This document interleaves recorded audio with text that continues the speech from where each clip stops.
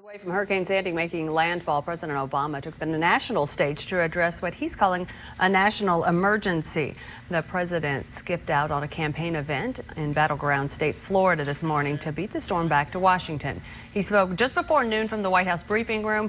He took on a realistic tone, telling Americans they needed to listen closely to their local officials when it came to evacuations and emergency plans. He emphasized how he felt the eastern seaboard had prepared enough for Hurricane Sandy. But I think the public needs to prepare for the fact that this is going to take a long time for us to clean up. The good news is we will clean up and we will get through this. Some political pundits are saying Sandy could be the perfect storm for the Obama campaign. It's an opportunity to show leadership in times of national crisis and with possible power outages in key states that will limit people from seeing campaign ads and getting robocalls. That factor, as well as all others, are important just days away from the election. Both President Obama and presidential candidate Mitt Romney have canceled campaign events until Wednesday.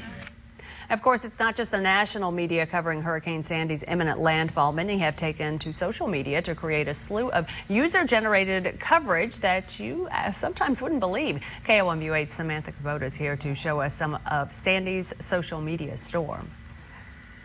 Thanks, Angie. Programs like Instagram and Twitter have been a sounding board for those stuck in Hurricane Sandy and those trying to escape it. Take a look at some of the pictures I found online. Here's a look at Clifton, New Jersey earlier today. You can see the waves crashing into the shore. Next up, Ocean City, New Jersey. It's quite a different picture. Many of the tweets talking about Ocean City have actually compared it to pictures of Hurricane Katrina from a while back. Another picture circulating on the web is this one of soldiers standing guard at the tomb of the unknown soldier. I looked at the breakdown of what was trending in mid-Missouri, and actually this picture is getting talked about more retweets and more favorites than any other tweets involving the word Hurricane Sandy. As we mentioned before, Obama hightailed it back to Washington to beat the rains so quickly that Air Force One actually left the press that was following the Obama campaign stuck in Orlando. And here's a picture from the New York Post of a cloud coverage from space that Sandy's causing.